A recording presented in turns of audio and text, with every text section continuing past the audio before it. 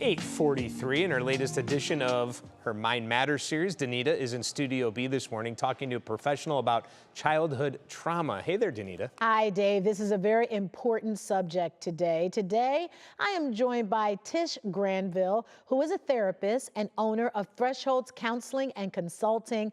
And I thank you so much, Tish, for being here today. So good to be here. Let's dig into childhood trauma. First of all, what is it? So childhood trauma is any experience that overwhelms a child's capacity to cope. And there are many examples of that. Okay, give me some. So most people would naturally think about abuse, neglect, violence, a parent who is using substances, growing up in a strange or scary environment, also just bullying, teasing. But what we don't consider are things like growing up with a caregiver who doesn't love you well, a parent who never said they loved you, raising yourself or raising your siblings, growing up a latchkey kid, also having a medical condition or a serious illness that impacts your childhood, moving a lot and relocating. Those are also things that come up, but those are things we don't think about that could cause childhood trauma. And when I'm listening to you say all these things, what happens when those things happen as a child and it's never talked about, never diagnosed, therefore never treated? What happens when they become adults? Well, as adulthood, I like to say that trauma hides in plain sight. So it's going to manifest in a number of ways, but the three key categories, you're going to see emotional reactivity, so having really big emotions that are out of proportion to what is happening. Also, you're going to see immobility. So I see a lot of clients who just can't seem to get moving, can't seem to reach their goals. They're frustrated because they can't break cycles and patterns. And so they're just getting stuck a lot. That is that immobility. And then you're going to see relationship instability. So relationships are just going to be conflictual at work, in the home, your key intimate relationships with your children, your spouses. You're just going to be seeing trouble and turbulence in those key relationships. That's oftentimes a warning signal there may be something unaddressed from childhood. Got to tell you, something I see a lot in what I do outside of television in my ministry is that men and women who have had childhood trauma dealing with their mother or their father. Yes. So if it's the man with the mother, they have relationship issues with the woman, and it's daddy issues that the women have with the men. Correct. Wow. Correct. What is that? What can they do at that point? What is the key to getting over that? So you have to go back home. Okay.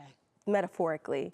So think about the fruit of a tree. If you want to examine the fruit of a tree, you've got to examine the roots and the soil. And so if I'm having conflicts in those intimate relationships with my spouse, I need to go back and look at my relationships with my mother and my father. What happened there? Where did the wheels fall off?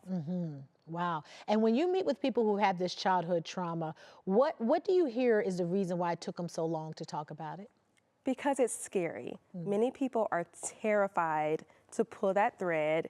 They're afraid that everything will begin to unravel in their present life, but everything already kind of is. Right. You already are seeing all kinds of symptoms and warning signals, but they think that if they start to go and explore the roots, they really are going to fall apart, and that is absolutely terrifying. So what is one of the steps towards healing? One of the steps towards healing is to name your story and to go back and give compassion to that little boy or that little girl who had that story.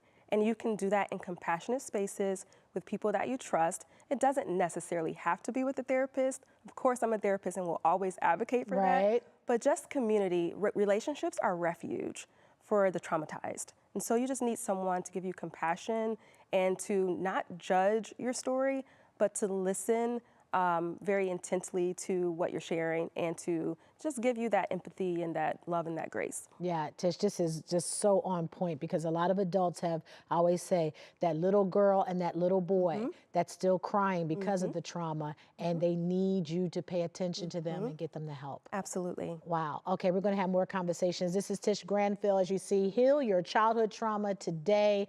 She is the owner of Thresholds Consulting and Counseling and Consulting. You see her information there on the screen with her website. And I thank you so much for being here today, dealing with a very difficult subject, but something that needs to be talked about. Absolutely. All right. Thank you for having me. All right, Dave, back to you. Wow, that was fascinating to hear Danita, and please let her know she was outstanding. We learned a lot right there. All right, thank you.